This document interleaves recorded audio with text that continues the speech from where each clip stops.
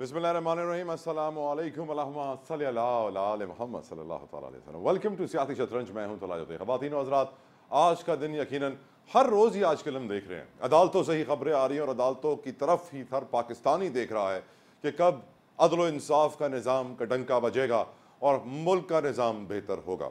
आज अदालतों में बड़ी कार्रवाइयाँ हुई। सबसे पहले यकीनन बड़ी से बड़ी खबर तो यही है कि पीटीआई से उनका बल्ला ले लिया गया है, बल्ला टूट गया है, बल्ले का ख्वाब चकनाचूर हो चुका है और पेशावर हाई कोर्ट ने जो स्टे ऑर्डर दिया था पहले इलेक्शन कमीशन के फैसले के ऊपर, वो वापस ले लिया है और दरख्वास्त मंजूर कर ली है इलेक्शन कमीशन ऑफ पाकिस्तान की, जो कि यकीनन हुक्म इम्तना वापस लेने के बाद इलेक्शन कमीशन का जो 22 दिसंबर का फैसला था वो अब बहाल हो गया है, जिसके बाद यकीनन अब दोबारा गौहर खान से इमरान खान चेयरमैन पीटीआई बन गए हैं। ये एक गेम चल रही है, कभी इमरान खान, कभी गौहर खान, कभी इमरान खान, कभी गौहर खान। लेकिन गौहर खान साहब ने आज जो बयान जारी किया है कि वो बल्ला कैसे वापस लेंगे, मैं चाहूँगा पहले आपको वो सुनवाऊँ फिर आगे बताऊँ क्या हुआ। मैं समझता हूँ कि पीटीआई से बल्ला लेना, इस लेजिटिमेसी का बहुत बड़ा क्वेश्चन आएगा आपके इलेक्शन का। 227 रिजर्व सीट आप हमसे नहीं ले सकते। आप बल्ला लेंगे तो आपके इलेक्शन को दुनिया कभी रिकॉग्नाइज नहीं करेगी। आप इस मुल्क के 859 सीट्स पे अगर आप इलेक्शन करवाएंगे इंडिपेंडेंट, तो आपने बुनियाद रखी है और आप बुनियाद रखेंगे करप्शन की, हार्स ट्रेडिंग की, जिसके बारहा मजम्मत की गई है, जिसकी सबकी सुप्रीम कोर्ट बारहा कह चुकी है कि एक स्टेबल हुकूमत के लिए इस नासूर को आपको ख़त्म करना होगा। यकीनन अब देखना ही है कि क्या पीटीआई की लीगल टीम सुप्रीम कोर्ट से बल्ले को वापस ले पाएगी या नहीं। यही सबसे बड़ा चैलेंज नजर आ रहा है पीटीआई के लिए। लेकिन चैलेंजेस तो और भी बहुत सारे हैं। हम जानते हैं आज जरताज गुल की भी वीडियो वायरल हुई जहां वो बैठी हुई हैं अदालत के अंदर। अदालत से उन्होंने रुजू किया जमानत के लिए, जमानत लेने अदालत गई थी कि ऐसे में बाहर पुलिस आ गई और उनके लिए मुश्किलात बढ़ गई। उनके साथ ईमान ताहिर भी थी, 2 खवातीन थी जो गई थी जमानत लेने के लिए। लेकिन वाज़ेह तौर पर पीटीआई के लिए मुश्किलात बढ़ रही हैं। ये मैं इसलिए भी कह रहा हूँ कि आज सुप्रीम कोर्ट से भी कुछ ऐसी खबरें सामने आ रही। हमने ये देखा कि पहले तो लतीफ़ खोसा साहब ने अदालत से रुजू किया कि 668 कागजात मुस्तरद हुए पीटीआई के नॉमिनेशन पेपर्स, और जिसके ऊपर लतीफ़ खोसा साहब को काफ़ी सरजनिश का भी सामना करना पड़ा। Honourable chief justice of Pakistan ने सबसे पहले उन्हें कहा कि आप अपने नाम के साथ सरदार लिखना छोड़ दें। 1976 के बाद ये सरदार ख़त्म हो चुके हैं। यकीनन ये एक बहुत बड़ा मैसेज था जो हमारे चीफ जस्टिस ऑफ पाकिस्तान ने पूरे मुल्क को दिया है, सिर्फ लतीफ़ खोसा को नहीं दिया है, क्योंकि हमारे मुल्क का एक बहुत बड़ा हिस्सा आज तक सरदारी की गुमराही में और सरदारी की गुलामी में ज़िंदगी गुजार रहा है। लेकिन ये मालूम पड़ गया कि अब 668 कागजात मुस्तरद हुए पीटीआई के, और ये बड़े इंपॉर्टेंट रिमार्क्स हैं ऑनरेबल चीफ जस्टिस के। Honourable chief justice of Pakistan Qazi Faez Isa साहब ने एक और बड़े अहम केस के अंदर, जबरी गुमशुदगी का केस था, बड़े अहम रिमार्क्स दिए। मैं आज के प्रोग्राम में उसको तफसीलन डिस्कस करूँगा। चीफ जस्टिस कहते हैं कि मुल्क अंदर से फ्रैक्चर हो चुका, मुल्क अंदर से फ्रैक्चर हो चुका है, हुकूमत से गारंटी चाहते हैं कोई लापता नहीं होगा। यकीनन एक और ऐसा जुमला जिसके बहुत बहुत गहरे माने हैं और समझने की ज़रूरत है कि जब ये फ्रैक्चर का वर्ड यूज़ हुआ है तो यानी हड्डी तो टूट चुकी है। अब उस हड्डी को वापस कैसे जोड़ेंगे, किस तरह हम 6 महीने बेड रेस्ट पे गुजारेंगे, यकीनन एक बहुत बड़ा सवाल है। और क्या हुकूमत गारंटी देगी, ये भी एक बहुत बड़ा सवाल है। कौन ले सकता है हुकूमत से गारंटी कि आप कोई लापता नहीं होगा। यकीनन ये सुप्रीम कोर्ट से 3 बड़े केसेस की अपडेट्स आई। साथ साथ हमने ये भी देखा कि आज इमरान रियाज खान साहब का भी जिक्र हुआ अदालत में, और शुएब शाहीन साहब कहते हैं कि वो चाहते हैं कि अदालत आए, अदालत उनको सिक्योरिटी दे। लेकिन अदालत ने वाज़ेह कर दिया कि ये अदालत का काम नहीं है कि सिक्योरिटी दे, और अगर उनको सिक्योरिटी चाहिए, उनके पास सबूत हैं, तो वो जाके FIR कटवा सकते हैं। यकीनन अदालती निज़ाम इस वक्त बहुत ज़्यादा प्रेशर है। मैं इसलिए समझता हूँ है क्योंकि बाकी इदारे जब नाकाम हो जाते हैं अपना काम करने में, तो हर कोई अदालतों का रुख करता है। यही तो वजह है कि पाकिस्तान में आज 22 लाख के करीब केसेस पेंडिंग हैं, जिनके लिए साइलिन धक्के खाते हैं और उनके पास कोई और ऑप्शन नहीं होता। आज के हमारे प्रोग्राम में हमें ज्वाइन करेंगे सेनेटर गौस मोहम्मद नियाजी साहब पाकिस्तान मुस्लिम लीग नून से, हाफिज़ हुसैन अहमद साहब जमीयत उलमा इस्लाम से, और सना मिर्ज़ा किसी तारुफ की मोहताज नहीं है, senior analyst and anchor person है। अजहर सिद्दीकी साहब मुझे ज्वाइन करेंगे पीटीआई के वकील, लेकिन इस ब्रेक के बाद।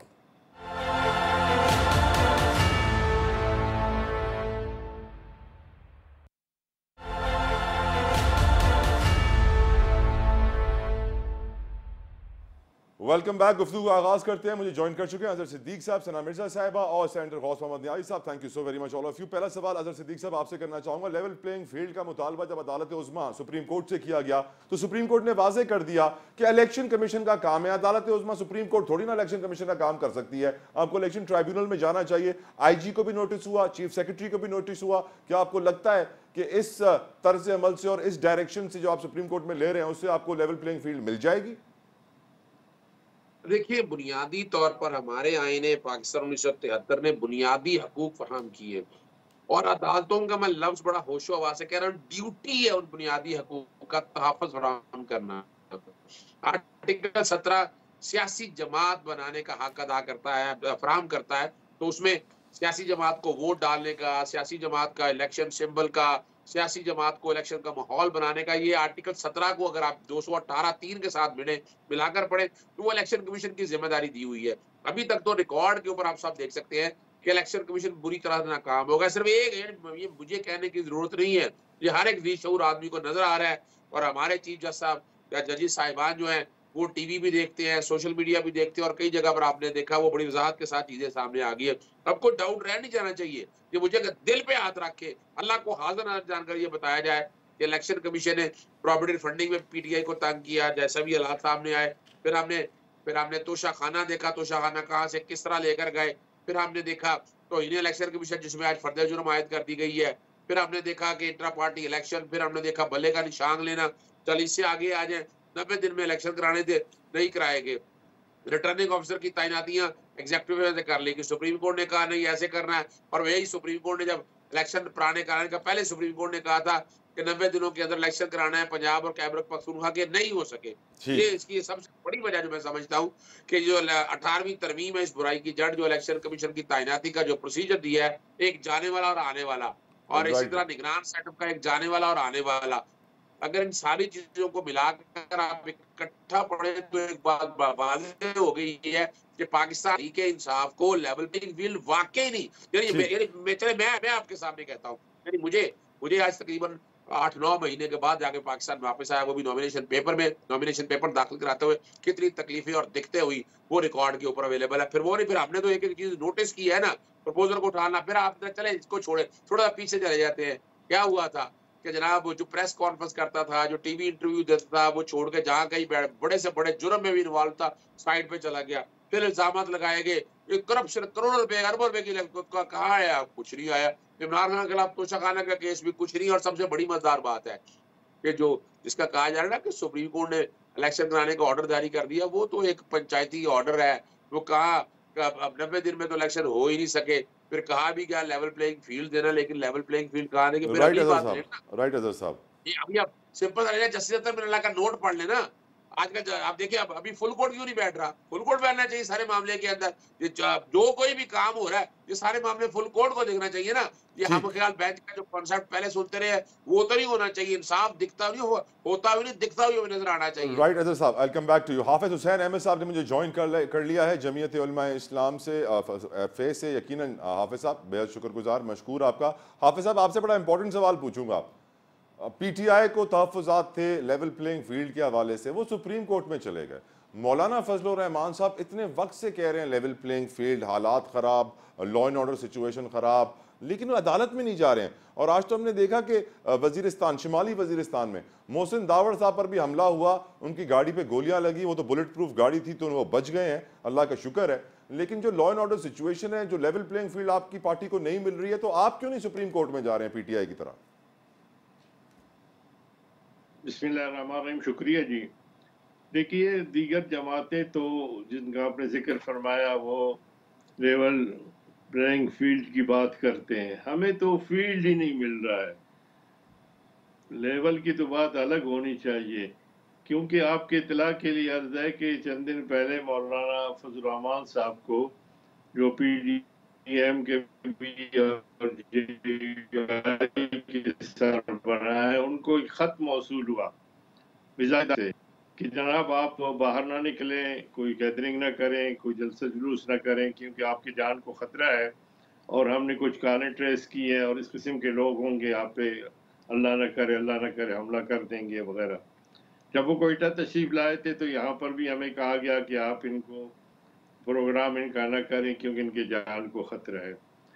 तो सवाल ये पैदा होता है कि आप तो लेवल की बात कर रहे हैं, हमने कहा कि हमें फील्ड से ही आप बाहर क्यों नहीं निकाला गए जा सुप्रीम रहा है। कोर्ट? आप क्यों नहीं गए supreme court level playing field के लिए ठीक है, पीटीआई? हम इसलिए नहीं गए कि कल एक और खत मौलाना असद महमूद को, मौलाना के फर्जंद और जेयूआई में जो हमारे कायदे ऐवान थे जमीयत उलमा इस्लाम की तरफ से कौमी असम्बली में, तो उनको भी खत मिला है।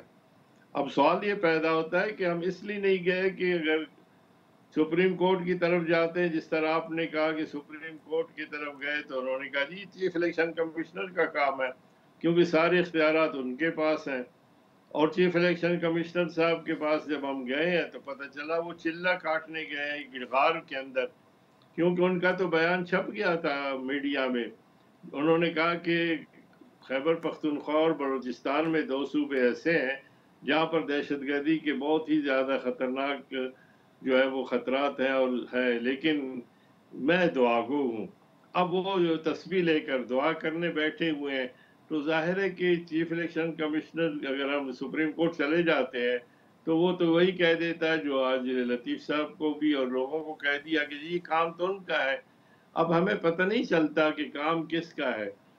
इसी तरह तारीख के हवाले से भी सुप्रीम कोर्ट के पास गए थे, बकौल इनके उन्होंने पंचायत की या किस तरह सदर पाकिस्तान को कहा कि आप मुशावरत करें, जबकि सदर पाकिस्तान ने पहले ख़त लिखा था। अब ये जब हम इस बात का इज़हार करते हैं तो सारा का सारा वो बोझ हम पे डाला जाता है कि जी आप तो इलेक्शन मुलतवी कराना चाहते हैं। हम कहते हैं कि क्या सूबा खैबर पख्तूनख्वा की असम्बली तोड़ने के बाद, पंजाब की असम्बली तोड़ने के बाद जो आईनी ज़रूरत थी और जिसका सुप्रीम कोर्ट ने भी इज़हार किया था कि 60 दिन के अंदर इलेक्शन करने चाहिए, इलेक्शन बाइख्तियार है और वो खुद फैसला कर सकती है और वो इख्तियार भी दे सकती है, तो फिर उसके बाद उन्होंने इलेक्शन क्यों नहीं करा है? राइट हाफिज उसके साहब, बाद कौमी असम्बली के 90 दिन भी कब के गुजर चुके हैं, उन्होंने उसकी आईनी ज़रूरत को पूरा नहीं किया। और फिर सुप्रीम कोर्ट ने खैबर पख्तूनख्वा, पंजाब और कौमी असम्बली के हवाले से, आइन शिकनी के हवाले से और और सुप्रीम कोर्ट के यानी वाज़ेह हिदायत और फैसले की खिलाफ वर्जी के बाद भी उन्होंने तौहीन अदालत के हवाले से कोई कार्रवाई नहीं की। तो आप मुझे बताएं कि उस दरवाजे को खटखटाने की क्या ज़रूरत है कि वो पहले कहे कि आप उस दरवाजे को पहले खटखटाएं, और जब उस दरवाजे पे हम पहुंचते हैं तो पता चलता है कि वो तो सिर्फ दुआ गो है। तो दुआ के लिए तो माशाल्लाह हमारे सारे मदारिस वगैरह हम काफ़ी हैं, खुद ही दुआ करेंगे, हिफाजत करने वाला अल्लाह है। और अगर कमिश्नर साहब भी दुआओं पे लगे रहे तो फिर अल्लाह ही हाफिज है। बिल्कुल हाफिज बिल्कुल, पाकिस्तान का अल्लाह ही हाफिज है। यकीनन मैं अग्री करता हूँ इस बात पे आपसे अल्लाह हाफिज ही साहब। हाफिज है, मैं भी अल्लाह हम पे हाफिज हूँ और भी कुछ हाफिज है। यकीनन यकीनन यकीनन। सेनेटर गौस मोहम्मद नियाज़ी साहब, क्या मैं ये बात कह सकता हूँ कि आप इस मुल्क की वो वाहिद जमात हैं, पाकिस्तान मुस्लिम लीग नून, जिसको लेवल प्लेइंग फील्ड मिली हुई है और आप मुकम्मल तौर पर मुतमईन हैं इस फील्ड से? बिस्मिल्लाहिर्रहमानिर्रहीम। देखिए जी, मुस्लिम लीग नून एक मेच्योर सियासी जमात है और इसने किस तरह इलेक्शन लड़ना है, किसके साथ कॉपरेशन करना है, क्या हमारा टेम्परमेंट होना चाहिए, ये सारी चीज़ें बिल्कुल हम देख के चलते हैं। और हम लेवल प्लेइंग फील्ड तो जिस तरह साहब फरमान साहब पे हमला हुआ है, मैं उसकी मजम्मत करता हूँ।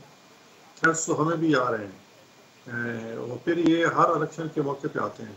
तो ये मैं कहूँगा सिक्योरिटी प्रोसेस का कि खौफ की फ़ज़ा इसको ख़त्म होना चाहिए और तमाम सियासी रहनुमाओं को जो है एक बराबर का ये सिक्योरिटी देनी चाहिए, क्योंकि ऐसे इलेक्शन के मौके पर दुश्मन वतन दुश्मन जो नासिर हैं वो सरगर्म होते हैं और मुल्क में अनारकी फैलाने के लिए वो बराबर का तैयार रहते हैं। जिस तरह थ्रेट से आपकी मुराद नियाज़ी साहब नवाज शरीफ साहब को भी थ्रेट्स आ रही हैं, आप कह रहे हैं?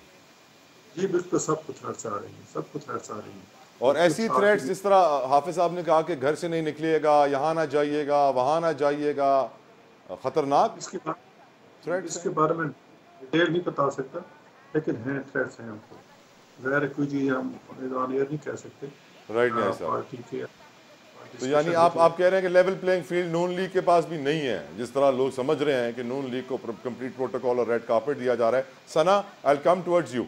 अब जितनी भी पॉलिटिकल पार्टीज है इस वक्त पाकिस्तान में 99% यही कह रही हैं लेवल प्लेइंग फील्ड नहीं है, और इलेक्शंस की तैयारी भी हो रही है, इंतखाबी मुहिम भी चल रही है, जोड़ तोड़ भी उरूज पर है।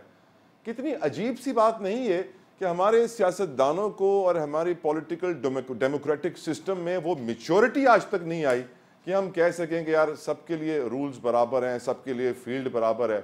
ये हम अभी तक बड़े क्यों नहीं हुए जमहूरी तौर पर? सना, बहुत शुक्रिया तलहा। देखिए, मेरा ख्याल है कि जो आपका क्वेश्चन है ना, इसको मैं एकेडमिक क्वेश्चन कहूँ तो गलत नहीं होगा, क्योंकि हम इस पे डिबेट तो बहुत करते हैं, इस पे लिखते हैं, इस पे सवाल उठाते हैं, लेकिन इसका जवाब क्या है ये हम सब ऑलरेडी जानते हैं। जहाँ तक लेवल प्लेइंग फील्ड की बात है तो मेरा ख्याल है कि सब जमातों को पता है, और अगर मैं एक एक जमात की बात करूँ तो हर जमात ये जानती है कि होने क्या जा रहा है इलेक्शन में, और आया 8 फरवरी को इलेक्शन होने भी जा रहा है या फिर नहीं होने जा रहा है। पाकिस्तान तहरीक इंसाफ के बारे में आप एक स्टेटमेंट ले लें कि उनको भी लेवल प्लेइंग फील्ड, बल्कि वो तो कहते हैं कोई फील्ड ही नहीं है। पीपल्स पार्टी तो पहले दिन से ये बात कर रही है। नून लीग के कायद नवाज शरीफ साहब का एक स्टेटमेंट जिसको लोगों ने ज्यादा इंपॉर्टेंस नहीं दी, बल्कि शायद वो दब गया बहुत से दीगर सियासी गहमा गहमियों में। जब वो वापस आए थे तो उन्होंने कहा था कि सबको पता है कि किस हल्के से कौन सा उम्मीदवार जीतेगा।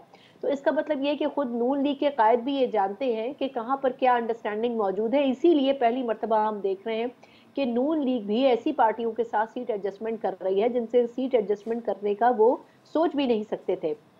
लेकिन कहीं ना कोई डिले का फैक्टर मौजूद है। अगर ना होता तो चीफ जस्टिस ऑफ पाकिस्तान को कल ये रिमार्क्स नहीं देने पड़ते कि ऐसा लग रहा है कि ऐसे हथकंडे इस्तेमाल किए जा रहे हैं कि इलेक्शन को डिले करवा दिया जाए। और अगर इलेक्शन डिले होता है तो फिर ना सिर्फ ये रियासत की नाकामी होगी, इदारों की नाकामी होगी, बल्कि इस सिस्टम की नाकामी होगी। लेकिन एक कंफ्यूजन की फिजा इसलिए है, JUIF के अपनी रिजर्वेशन सिक्योरिटी के हवाले से अपनी जगह, लेकिन अगर आप देखें तो क्या कोई पॉलिटिकल पार्टी आपको पॉलिटिकली कैंपेन करती हुई नजर आ रही है, कोई जलसे करती हुई नजर आ रही है? नून लीग जिसके बारे में एक टैग लग चुका है कि जी ये तो सबसे लाडली जमात के तौर पर और यही सबसे ज्यादा कामयाबी हासिल करेगी क्योंकि एस्टैब्लिशमेंट से हाथ मिला चुकी है, जो ताना उनको दिया जा रहा है। लेकिन मुझे ये बताएं कि नून लीग खुद कितने जलसे कर रही है। वो खुद मीटिंग्स तक मौजूद हैं, सारे इजलास उनके जो हैं वो बंद कमरों में हो रहे हैं, सारी डिबेट्स रिजर्वेशंस उनकी बंद कमरों में हो रही हैं। सबसे ज्यादा बज़ाहिर अगर कोई जमात जलसे कर रही है तो वो पाकिस्तान पीपल्स पार्टी कर रही है, लेकिन वो भी बड़े सिलेक्टिव और कुछ ऐसी जगहों पर जहां उनको लगता है कि उनका एक वोट बैंक मौजूद है। फिर हमें एक और एलिमेंट को भी सोचना चाहिए, जो है गैर रिवायती अंदाज में सियासत करना। इस मर्तबा हम एक दिलचस्प चीज ये देख रहे हैं जिससे हमें ये चीज क्लियर हो जाती है कि सियासी जमातें खुद कंफ्यूज हैं कि जो हमारे सियासी कायदीन हैं वो अपने रूटीन से हट के हलकों में निकलकर सियासत कर रहे हैं। मौलाना फजलुर रहमान साहब हैं जो अपनी रवायती हल्के से निकलकर पशीन में जाकर कंटेस्ट कर रहे हैं। मियां नवाज शरीफ साहब जो हैं वो लाहौर से निकल के मानसहरा से कंटेस्ट कर रहे हैं। शहबाज शरीफ साहब चले पहले भी कराची से उन्होंने कंटेस्ट किया, इस मर्तबा फिर कंटेस्ट कर रहे हैं। बिलावल भुट्टो साहब जिनको लियारी ने नाकाम बना दिया था, शिकस्त दे दी थी, इस मर्तबा लाड़काना को प्रेफर कर रहे हैं, कंबर शदाद कोट को प्रेफर कर रहे हैं और लाहौर को प्रेफर कर रहे हैं। तो जो बड़ी जमातें हैं वो खुद कंफ्यूज हैं कि आया उनका हल्का उनको एक्सेप्ट भी करेगा या रिजेक्ट कर देगा। तो आई थिंक ये एक बहुत बड़ा चैलेंज होगा इन जमातों के लिए कि अपनी सीट्स को कैसे प्रिजर्व करें, और इसीलिए ये एक दूसरे की तरफ दोस्ती का या सीट एडजस्टमेंट का हाथ बढ़ा रही है। क्या ऐसा वक्त कभी नून लीग ने देखा था जब काफ लीग उनसे 10 से 12 सीटों के ऊपर सीट एडजस्टमेंट मांगे, जब IPP उनसे 50 से ज्यादा सीटों के ऊपर सीट एडजस्टमेंट मांगे? यही वजह है, और मुत्तहिदा कौमी मूवमेंट भी उनसे बार्गेनिंग करे। तो ऐसी पोजीशन में नून लीग आ चुकी है कि खुद उनको समझ में नहीं आ रहा। मुझे तो उस वक्त से डर लग रहा है जब नून लीग ये कहे कि हमें ऐसी वजारत उज़्मा चाहिए ही नहीं है, आप किसी और जमात को दे दें। यानी इसके ऊपर भी डिबेट होनी चाहिए कि आया वाकई क्या सिचुएशन ऐसी है, पॉलिटिकली इलेक्शन के हवाले से पार्टीज मैच्योर हैं कि वो इलेक्शन कंटेस्ट कर रही हैं। किसी एक जमात का आप मुझे मंशूर बता दें, सिर्फ पीपल्स पार्टी ने एक दस्तुकाती एजेंडा पेश किया है। इसके अलावा नून लीग से बात करें तो वो कहते हैं हम जनवरी में देंगे। दूसरी किसी जमात से बात करें, खुद पाकिस्तान तहरीक इंसाफ जो सबसे ज्यादा इलेक्शन की ख्वाह थी कि सबसे पहले होने चाहिए, 3 महीने में होने चाहिए, भाई आपके इलेक्शन का मंशूर कहाँ है? उनके पास इलेक्शन का मंशूर ही मौजूद नहीं है। तो अब अजीब सी बात यह है कि इलेक्शन कंटेस्ट कर रहे हैं लेकिन इलेक्शन के लिए आपके पास वो मंशूर नहीं है जो आपने आवाम को ऑफर करना है। तो आवाम तो आपने बिल्कुल जमीन पर लगा दी है। हाँ, एक आपका टारगेट है वो है इख्तिदार की कुर्सी, उसमें जिसका गेम ज्यादा कामयाब रहा वही इख्तिदार की कुर्सी पर जाएगा। करेक्ट। ब्रेक के लिए मुझे कहा जा रहा है एक ब्रेक लेते हैं, ब्रेक से वापस आके हम डिस्कस करेंगे जो आज जबरी गुमशुदगी का केस जिसकी समाअत हुई, शोएब शाहीन साहब पेश हुए, PTI के लीगल एक्सपर्ट हैं। उसके अंदर हमारे ऑनरेबल चीफ जस्टिस ने बहुत इंपॉर्टेंट एक स्टेटमेंट दी है। मुल्क अंदर से फ्रैक्चर हो चुका, हुकूमत से गारंटी चाहते हैं, लिख कर दें, कोई लापता नहीं होगा। ब्रेक के बाद तफसील।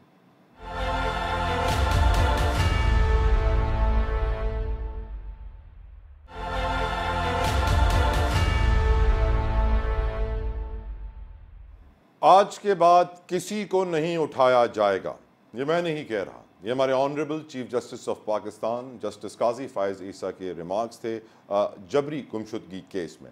और यकीनन हम जानते हैं कि सुप्रीम कोर्ट ने अटॉर्नी जनरल से तहरीरी यकीन दहानी मांग ली है और कहा है कि लिख कर दें, कि आप गारंटी दें कि अब कोई इस तरह मिसिंग पर्सन नहीं बनेगा, लापता नहीं होगा, उठाया नहीं जाएगा। यकीनन एक बहुत बड़ा केस है और एक ऐसे वक्त में रिमार्क्स आए जब हम जानते हैं गुज़िश्ता रोज़ हमारे निगरान वज़ीर आज़म अनवारुल हक काकड़ साहब ने एक यूनिवर्सिटी में खिताब करते हुए स्टूडेंट से कुछ ऐसे रिमार्क्स दिए जो कि बलोच रहनुमाओं को, जो बलोच मुजाहिरीन हैं मिसिंग पर्सनस के लिए जो इस वक्त एहतजाज कर रहे हैं, बलोच यकजहती काउंसिल के हों या दूसरे लोग हों, ऑल ओवर बलूचिस्तान एहतजाज किया गया आज उन रिमार्क्स के ऊपर कि एक बलूचिस्तान के निगरान वज़ीर आज़म को ऐसे बयान से गुरेज करना चाहिए था और सोच समझ के अल्फाज इस्तेमाल करने थे।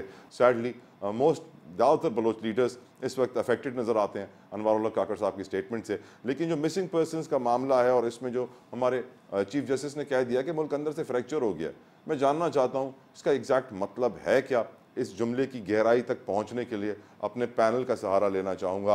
अज़हर सिद्दीक साहब, क्या अगर ऑनरेबल चीफ जस्टिस कह रहे हैं कि मुल्क अंदर से फ्रैक्चर हो गया है तो हमें इसकी क्या ट्रांसलेशन लेनी चाहिए, इससे क्या समझना चाहिए सर?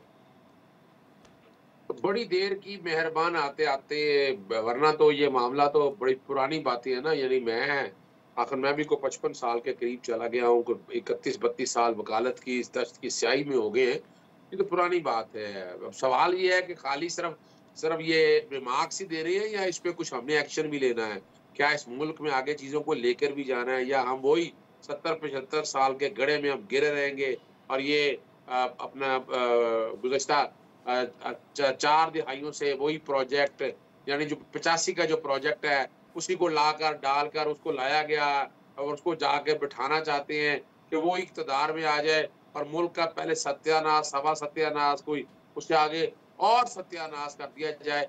ये मेरा जहाँ तक ख्याल है, ये सोचना पड़ेगा, ये हमारी अदालतों को भी सोचना पड़ेगा कि जो आईन पाकिस्तान 1973 ने जो हक फराहम किया है, यानी बुनियादी, यानी ये जो जबरी गुमशुदगियों का जरा सोच के जरा गौर तो करें इस बात पे। कितनी मिसालें आपके पास है। सबसे ज्यादा इफेक्ट आपकी सहाफी बरादरी हुई है। अरशद शरीफ उठा ले, इमरान रियाज उठा ले, उन पे भी रिमार्क्स उन्होंने ऐसे दिए यानी जैसे वो अपनी मर्जी के किसी बंदे की बात करना चाहते हैं। नहीं, सारे भाई, अब अगर आपका दुश्मन भी है, जो भी है, बुनियादी हक उसको तहफ़्फ़ुज़ फराहम करता है, उसको उस हद तक तो आप कम अज़ कम उसका तहफ़्फ़ुज़ फराहम करें। बाकी आइन और कानून के मुताबिक जो सजा बनती है, अगर जुर्म किया है तो right to fair trial and due process of law को सामने रखते सजा दें। मगर ये कोई तरीका नहीं है कि आप लोगों को उठा लें, उठाकर जब अपनी मर्जी से पेश करें और फिर जो उनके साथ जुल्म और ज्यादती और वो कहे आवाज भी ना उठाए और हमारी अदालतें भी हम ही से सबूत मांगे। ये नहीं मैं अब समझता। और अब चूंकि रिकॉर्ड पे इतना कुछ मटीरियल है, इतनी चीजें अवेलेबल है, हमने जबरी गुमशुदगियों का कमीशन भी बना लिया, उससे भी रिजल्ट हम नहीं ले सके। अदालतों में बुनियादी हकूक के तहफ़्फ़ुज़ के लिए इतना कुछ काम और अजहर साहब, जिस तरह आज जरताज गुल की वीडियो वायरल हुई है और ईमान ताहिर साहिबा अदालत गई थी जमानत लेने के लिए, उनको गिरफ्तार कर लिया, ये तो जबरी गुमशुदगी में नहीं आएगा ना सर? अभी तो देखे ना, अभी तो गिरफ्तार किया है ना। अब आपको क्या पता है कि कौन है कौन नहीं? कल पता लगेगा जनाब, गिरफ्तारी कोई नहीं डाली, कल पता लगेगा कुछ सफेद कपड़ों में पता नहीं कौन था। यहाँ तो अब तो हालात तो यही है ना, आपने यही तो देखते आए हैं। या तो बताए ना कि आपने क्या अनोखी चीज ऐसी देखी है। हम अपनी आंखों के सामने बहुत कुछ ऐसा देख रहे हैं। अजहर साहब, मैं इसी बात पे हैरान हूँ, ऐसे हालात में भी आप NA 122 पे नवाज शरीफ से मुकाबला करेंगे। आगे चल के मैं तफसील जवाब लूंगा आपसे, if you would allow me, discussion आगे ले जाऊं। हाफिज साहब, जबरी गुमशुदगी का जो केस है और जो मामला है पाकिस्तान में, उसे आपकी जमात कैसे देखती है और आपकी राय इस पर क्या है? देखिए, जहाँ तक मैं बलूचिस्तान में बैठा हुआ हूँ तो मैं समझता हूँ कि इस हवाले से शायद सबसे ज़्यादा मुतासिर सूबा बलूचिस्तान है 100%। और जहाँ तक आपने ये बात की है तो यकीनन हुकूमत को कहा गया है। माजी में जब लापता अफराद के हवाले से कैंप लगा था, आमिना जुंजो साहिबा भी थी, दूसरे भी थे, तो मुझे अच्छी तरह याद है कि ये 20-25 साल जो मैं पार्लियामेंट के दोनों ऐवानों में रहा हूँ इस्लामाबाद में, तो उस कैंप में नवाज शरीफ साहब भी गए हैं इज़हार यकजहती के लिए। फिर उनकी हुकूमत आई है, जनाब पीपल्स पार्टी के हमारे दोस्त अहवा भी गए हैं, मेरे साथ जो पार्लियामेंट्रियन थे पीपल्स पार्टी के वो भी गए हैं। कोई ऐसी पार्टी नहीं है जो हुकूमत में थी या कभी अपोजिशन में रही है या कभी हुकूमत में, वो उन्होंने जाकर इनके साथ यकजहती का इज़हार नहीं किया है। अब सवाल ये पैदा होता है कि चीफ जस्टिस साहब हुकूमत को कह रहे हैं या रियासत को कह रहे हैं। मेरे ख्याल में कि अगर वो आप हुकूमत को कहेंगे तो फिर हुकूमत शायद इसी तरह बेबस है जिस तरह पंजाब के सर आप थोड़ा हाफिज साहब जरा खोल के बताएं ना, हुकूमत और रियासत में फर्क क्या है, आप क्या कहना चाह रहे हैं?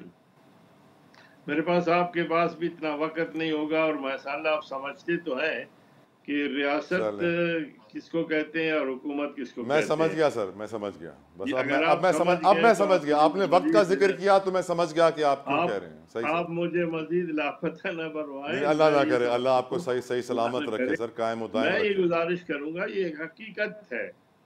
देखिए मैं एक बात बिल्कुल वाज़ेह तौर पर बताना चाहता हूँ कि यहाँ पर आईजी है, वो पंजाब का के कहता है या बलूचिस्तान का अगर कहता है जी हमने नहीं उठाया, हमारे पास नहीं है। अच्छा, दीगर फोर्सेस हैं वो कहते हैं हमारे पास नहीं है। ठीक, तो इसका मतलब ये है कि आखिर वो जिन है, भूत है, परी है या। और हाफिज साहब जो काकड़ साहब की स्टेटमेंट आई थी उसके ऊपर आपकी नजर में बलूचिस्तान में जो रिएक्शन आया वो दुरुस्त आया? देखिए काकड़ साहब ने जो बातें की यकीनन वो उसके मनसब के हवाले से, मैं एक सियासी वर्कर हूँ, काकड़ साहब बड़े हमारे मेहरबान हैं, दोस्त भी हैं, लेकिन मैं समझता हूँ इस मनसब पे उन्हें ये बातें नहीं करनी चाहिए थी। उनको सूरत हाल का बखूबी इल्म है। हमारा मकसद ये है कि हम चाहते हैं कि जो आईनी तकाजे हैं उनके मुताबिक हुकूक लिए जाएं। मैं खुद असम्बली में भी बलूचिस्तान के हुकूक के लिए लड़ता रहा हूँ। अभी भी वो फोर्सेज जो इस वक्त गैर आईनी इक़दाम कर रहे हैं बकौल काकड़ साहब के, उनमें अक्सर ऐसे थे जो असम्बली में थे। अब अख्तर मेंगल साहब हैं, वो असम्बली में बात करते हैं। अब पिछली दफ़ा नवाज शरीफ साहब को इकामा के जरिए नाअहल करार दिया गया। आज जो है वो इलेक्शन कमीशन के जो आरोज हैं उन्होंने उठाकर 4 हलकों में अख्तर मेंगल साहब को नाअहल करार दिया गया। तो मसला ये है कि अगर आप किसी का रास्ता बंद करके किसी को दीवार से लगाएंगे तो फिर जाहिर है कि वो फिर किसी और, अगर नौजवानों को किसी और रास्ते पे लगाएंगे तो वो किस तरफ चले जाएंगे। इसलिए मैं ये गुजारिश करूंगा कि सुप्रीम कोर्ट के जो फैसला है, अल्लाह करे जिस तरह अजहर साहब ने फरमाया कि उसको अपने इस फैसले पे अमल दरामद को करानी भी चाहिए। इसलिए कि अगर उस पर अमल दरामद नहीं होगा तो फिर ये मामला इसी तरह लंबा होगा, चाहे 9 का वाक़या हो या कोई भी ऐसा फर्द या ऐसा गुरोह या ऐसे लोग जो पाकिस्तान की सालमियत के हवाले से कर रहे हैं, उनको यकीनन सजाएं मिलनी चाहिए, अदालतों के जरिए मिलनी चाहिए। लेकिन यहाँ जो सूरत हाल है बलूचिस्तान में है कि अगर एक बेरारा हो जाता है, गलत रास्ते पे चल जाता है, फिर उसकी लापतगी के बाद उसकी जो अहले खाना के साथ सलूक होता है तो हम खुद उस गुरोह को बढ़ाने का भी मौजूद बनते हैं। ये एक डिबेटेबल मामला है, लेकिन इसके लिए मैं समझता हूँ कि अगर सुप्रीम कोर्ट ने आज बेड़ा उठाया है तो उसे इसी तरीके से, सुप्रीम कोर्ट में कई ऐसे थे जो मेरे वोटर थे, उनके हवाले से केसेस थी।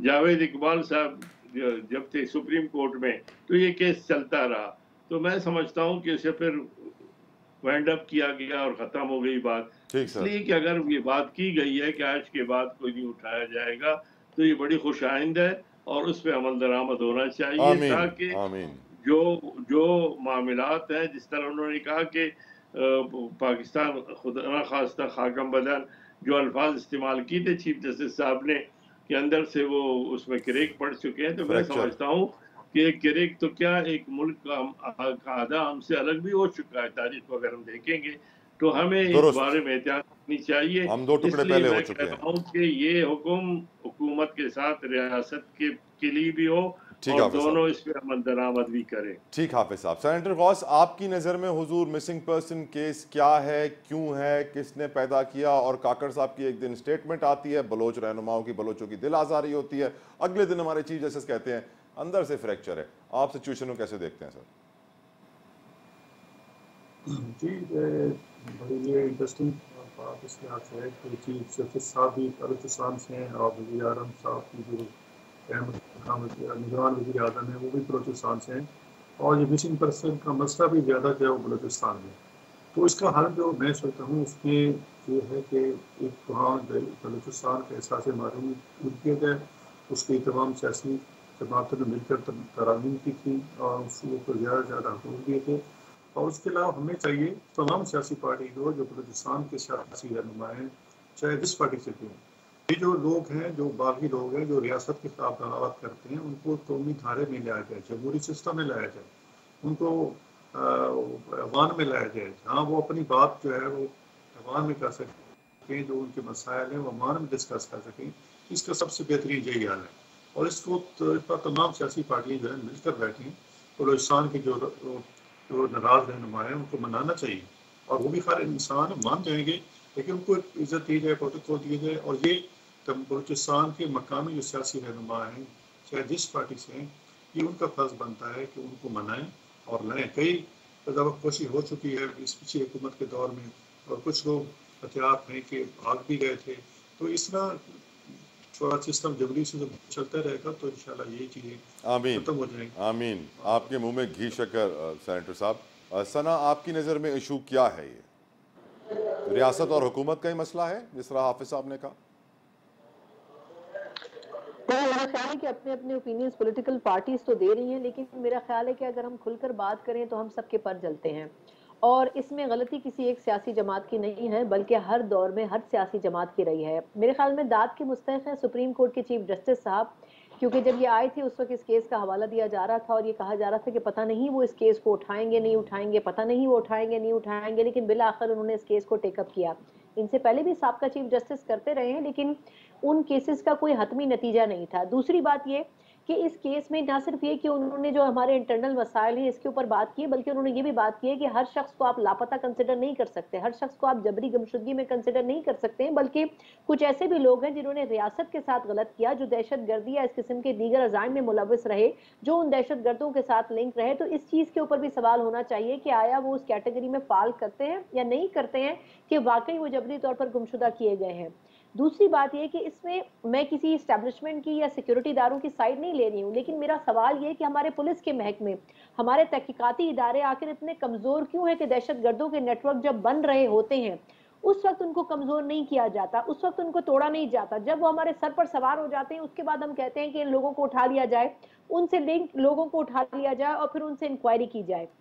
जब पहला सहाफ़ी इस्लामाबाद या पाकिस्तान में उठाया गया होगा, पाकिस्तान तहरीक इंसाफ के दौर की बात कर लेती हूँ ना, मैं बहुत पुरानी बात नहीं करती हूँ, उस वक्त ये क्वेश्चन रेज होना चाहिए था कि ऐसा नहीं होना चाहिए। आज बड़े बढ़ चढ़ कर बात की जाती है कि जी ऐसा नहीं होना चाहिए, लेकिन सवाल ये है कि उस वक्त ये हुकूमतें साथ दे रही होती हैं कि हाँ इस सहाफ़ी का मुंह बंद कर दो, इस सहाफ़ी को उठवा लो, इसको डंडे लगवा दो। जैसे वो मतियुल्लाह जान और असद तूर का जिक्र हुआ कि उनका नाम क्यों नहीं ले रहे हैं आप? इमरान रियाज का तो नाम ले रहे हैं।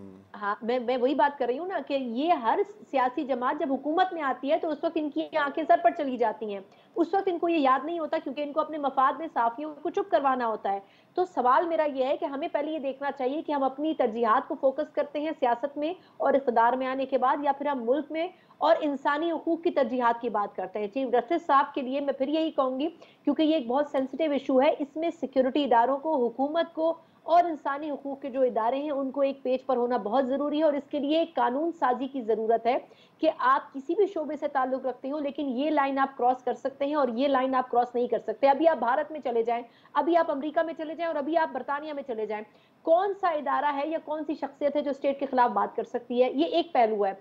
दूसरा, दहशतगर्दी के हवाले से कि अगर कोई दहशतगर्दी में मुलविस है तो उसके लिए क्या होना चाहिए। लेकिन इन तमाम चीज़ों से कतई नज़र मैं अभी भी इस बात की सपोर्ट में हूँ कि जिन बेगुनाह लोगों को उठाया जाता है जिन बेगुनाह लोगों को गायब किया जाता है, उनको कत्ल करके फेंक दिया जाता है। राइट। ये सरासर रियासत की उन लोगों के साथ ज्यादती है, उन शहरियों के साथ ज्यादती है जिनको अगर तो वो कसूरवार हैं तो उनको इंसाफ के कटहरे में लाकर विद प्रूफ सबूतों के साथ आप उनको कन्विक्ट करवाएं और उनको सजा दिलवाएं। लेकिन फिर वही एक मसला है, मैं आखिरी पॉइंट से ऐड करना चाहूंगी कि हमारा जुडिशियल सिस्टम इतना कमजोर है कि कत्ल का मुजरिम जो है वो रिहा होके अगले इलेक्शन के लिए नॉमिनेशन पेपर फाइल कर देता है और वो भी अप्रूव हो जाते हैं। प्राइम मिनिस्टर भी बन सकता है, वो प्रेसिडेंट ऑफ हमारी पाकिस्तान भी बन सकता है, यकीनन। बिल्कुल, तो ये हमारा अलमिया है। तो कम से कम कानून साजी या जुडिशियल सिस्टम को तो मजबूत करें ना, कि जो कसूरवार है उसको सजा तो दिलवाएं, उसके बाद फिर आप अगली डिबेट शुरू करें। काश कि वो अगर हमारे मुल्क के सारे कानून पर इम्प्लीमेंटेशन हो जाए, अमल दरामद हो जाए सना, तो आई थिंक हमारे सारे मसले हल हो जाएंगे। बट सैडली अमल दरामद बहुत मुश्किल काम। ब्रेक लेते हैं, ब्रेक के बाद जिक्र होगा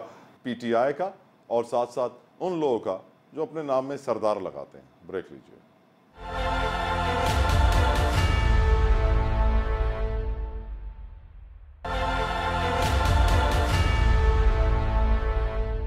आज PTI के लिए एक बहुत बड़ा बुरा दिन था। वाज़ेह तौर पर बल्ला उनसे ले लिया गया। जरताज गुल और ईमान जो है वो पहुंची थी अपनी जमानत के लिए अदालत, उनको गिरफ्तार कर लिया गया। और अब ये भी हमने देखा कि जब अदालत में पेश हुए लतीफ़ खोसा और बताया कि 668 ऐसे कागजात थे जो रिजेक्ट हो गए हैं PTI के उम्मीदवारों के, और बड़ी मुश्किलात हैं। तो अदालत ने वाज़ेह कह दिया कि आप जाएं, इलेक्शन कमीशन के थ्रू आएँ। सुप्रीम कोर्ट इलेक्शन कमीशन ने काम नहीं करेगी, ट्राइब्यूनल में अपनी शिकायत लेके जाएं। लेट्स सी ट्राइब्यूनल में क्या होता है। लेकिन अजहर साहब, आपकी नज़र में हुजूर क्या होगा? अब बल्ला भी चला गया यकीनन। अब पहले तो गौहर खान साहब कहते थे कि बल्ले के बिना भी हम लड़ लेंगे, अब वो कहते हैं हम सुप्रीम कोर्ट जाएंगे, बल्ला वापस लेकर आएंगे। लेकिन अगर बल्ला नहीं हुआ और आपके कागजात भी उम्मीदवारों के मंजूर नहीं हुए, क्या करेगी PTI? और आप नवाज शरीफ का मुकाबला कैसे करेंगे, ये भी बताइएगा। 2-3 चीजें मैं आपके सामने रख दूं, ये बहुत जरूरी चीज है जो समझने वाली है। पहली तो बात है, आइन के आर्टिकल 17 के तहत जो बल्ला है ना, वो बल्ला पार्टी का भी है, वो उम्मीदवार का भी बल्ला है, और जो वोटर है उसका भी बल्ला है। तो जो सेक्शन 215 है इलेक्शन एक्ट का, जिसके तहत ये इख्तियार दिया है कि बल्ला वापस ले ले, ये आइन के आर्टिकल 17 से मुतसादम है। 17 कहता है कि पार्टी बननी है, और पार्टी को बैन करना हो तो दो ही वजह है, national security and defence of Pakistan, sovereignty की बात है। तो वो तो ऐसी कोई चीज नहीं, ये तो इनडायरेक्ट तरीके से आपने पार्टी को बैन ही कर दिया है। यानी अगर पार्टी से आप इंतखाबी निशान ले लेंगे तो वो निशान किसके निशान पर इलेक्शन लड़ेगी? तो मैं चाहता हूं, मैं खुद कैंडिडेट हूं, NA 121 का या 122 के कॉन्टेक्स्ट में कागज जमा कराई, NA 121 जहां से भी इलेक्शन करने का पार्टी कहती है। मैं चाहता हूँ बल्ले पे, मेरा वोटर चाहता है बल्ले पे। और दूसरी बात, ये कॉन्सेप्ट समझिएगा, पूरी दुनिया के अंदर जो है ना निशान, लोग कैंडिडेट पे अगर पढ़े लिखे ममालिक में लड़ते हैं तो वहां उनके नामों की वजह से लोग जानते हैं। हमारे यहाँ तो आबादी तो जानती नहीं है। पर आपका नाम तो छोटा है, नवाज शरीफ का नाम तो बड़ा है NA 122 में। हाँ, लेकिन वो नाम ही है ना, वो नाम को क्या करना है? सवाल तो है कि आपने किस तरीके, लेकिन ना ये इलेक्शन कमीशन का ही तो काम है कि इलेक्शन कमीशन बाकी सियासी जमातें नजर नहीं आती हैं। और यही है, देखिए एक कॉन्सेप्ट समझिएगा कि मैं दूर दराज इलाके में अगर वोट मांगने जाऊंगा तो वो अजहर सिद्दीक को हो सकता है लोग चले लोग जानते हैं, कई ऐसे कैंडिडेट जिनको लोग नहीं जानते हैं, तो वो तो बल्ले की वजह से वोट डालेंगे। और हमें अगर वोट मिलना है तो बल्ले की वजह से वोट मिलना है या इमरान खान की वजह से। अब इंतखाबी निशान पाकिस्तान तहरीक इंसाफ होगा भी, लेकिन मैं पाकिस्तान तहरीक इंसाफ कहाँ लिख सकूंगा? मुझे तो वहाँ बैलेट पेपर के ऊपर एक आजाद उम्मीदवार के तौर पर मिलेगा। और सबसे बड़ा नुकसान सुने क्या होगा? सबसे बड़ा नुकसान ये होगा, जब पार्टी के तौर पर इलेक्शन ही लड़ सकूंगा तो जो मखसूस नशिस्तें हैं वो कैसे होगी? आपको पता है परसेंटेज के मुताबिक मखसूस नशिस्तें मिलनी है। तो ये सारा जितना भी प्रोसेस अगर देखा जाए, ना सिर्फ ये जुल्म है बल्कि आइन तोड़ा जा रहा है, बुनियादी हक बखेरे जा रहे हैं, वायलेट हो रहे हैं। ये अब अदालतों की ड्यूटी है। इसीलिए लेवल प्लेइंग फील्ड को अगर सामने रखकर देखें तो हमारी अदालतों को ये सवाले से सोचना है कि बुनियादी हक का तहफ़्फ़ुज़ फराहम करें। डर और खौफ बल्ले का इतना ज्यादा है कि रातों की नींद नहीं आती। डील के तहत मियां नवाज शरीफ पाकिस्तान आया है और वो उस डील के तहत चाह रहा है कि चोर रास्ते से वो कब्जा कर ले, तो वो इतना आसान काम नजर नहीं आता मुझे। सना, आज जरताज गुल की जो वीडियो हमने देखी जिसमें वो कह रही हैं कि मैं एक शहीद की बहन हूँ, जो हो रहा है वो सही नहीं, मुझे नहीं लग रहा कि मैं इलेक्शन लड़ रही हूँ, मुझे ऐसा लग रहा है मैं कोई जंग लड़ रही हूँ। अदालत से वो जमानत लेने गई थी, उन्हें गिरफ्तार कर लिया गया, वो और ईमान ताहिर। जो पीटीआई के साथ हुआ, 668 पेपर्स उनके रिजेक्ट हुए और जो गुमशुदगियाँ और बहुत कुछ, आपकी नज़र में क्या ये दुरुस्त अमल है, ये दुरुस्त फेल है? 9 मई की इतनी बड़ी सज़ा होनी चाहिए? देखिए, मेरा ख्याल है कि आपके सवाल के 3 हिस्से हैं। पहली बात तो ये कि अगर उनके 600 से ज़्यादा नॉमिनेशन पेपर्स रिजेक्ट हुए हैं तो उन्होंने 2400 से ज़्यादा फाइल भी किए थे, जो कि खुद एक रिकॉर्ड है। 2018 में तकरीबन 800 से ऊपर फाइल किए गए थे।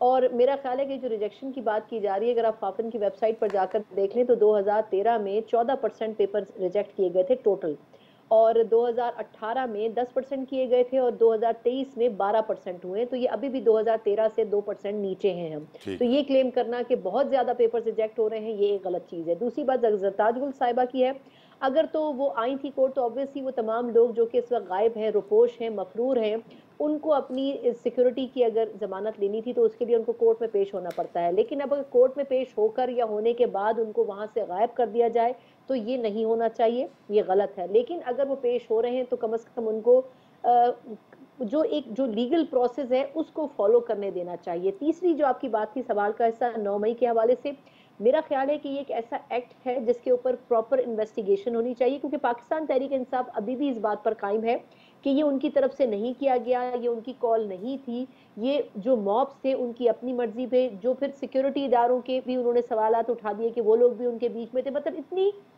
कॉन्ट्रडिक्शन इसमें है कि मेरा ख्याल ये है कि इस केस को एक मर्तबा स्टडी हो जाना चाहिए, क्योंकि ये इससे पहले पाकिस्तान की 76 साल तारीख में कभी 9 मई जैसा वाकया पेश नहीं आया। और मेरा ख्याल है कि जो इस्टेब्लिशमेंट और पीटीआई के दरमियान जो बाकायदा खुला हुई है उसमें आखिरी कील ये साबित हुई है कि पाकिस्तान तहरीक इंसाफ की हिस्ट्री में 9 मई का वाकया लिखा गया है। अगर ये ना होता तो शायद अब आज भी एस्टेब्लिशमेंट के अंदर पाकिस्तान तहरीक इंसाफ की एक फैन फॉलोइंग मौजूद है, और इसमें कोई दो राय नहीं होनी चाहिए, ये एक हकीकत है।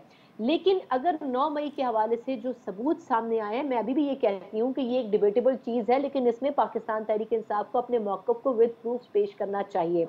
लेकिन जो कुछ किया जा रहा है उनकी जमात के साथ, उनके लोगों को जिस तरह उठाया जा रहा है या गायब किया जा रहा है, इसमें यह भी एक बड़ा सवाल है कि वो तमाम लोग जो कि प्रेस कॉन्फ्रेंसेस करने के बाद दूसरी पार्टियों में शमूलियत इख्तियार कर रहे हैं, अदर देन जो चंद एक लोग हैं, फवाद चौधरी साहब या इस किस्म के लोग, मेरा ख्याल ये है कि ये इन्वेस्टिगेट होना चाहिए कि आखिर वो तमाम लोग जो सिर्फ कंडेम कर रहे हैं वो कैसे फ्री होकर दूसरी पॉलिटिकल पार्टीज की एक्टिविटीज में शामिल हो रहे हैं। जब उनसे पूछे तो वो ये तो कहते हैं कि हाँ हम केसेस में फेस कर रहे हैं, लेकिन उनको अरेस्ट नहीं किया जा रहा।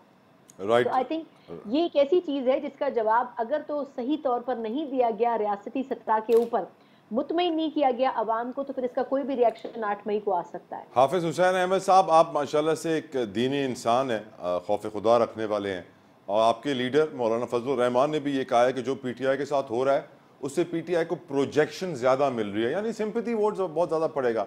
आपकी नज़र में जो हो रहा है पीटीआई के साथ, वो दुरुस्त अमल है, वो होना चाहिए, वो नहीं होना चाहिए, बताइए हुजूर। देखिए, सबसे पहली बात यह है कि हर एक्शन का रिएक्शन लाजिमी होता है। वो रिएक्शन मुस्बत भी हो सकता है, वो रिएक्शन जो है वो मनफी भी हो सकता है। लेकिन मैं जिस तरह मोहतरमा ने ये बात की साहब गालिबन, तो मैं ये कहना चाहता हूँ कि भाई अगर वाकई 9 मई में मुलव्विस है तहरीक इंसाफ जिसका हवाला दिया जाता है, तो फिर सजा तहरीक इंसाफ की जमात को ही देनी चाहिए ना।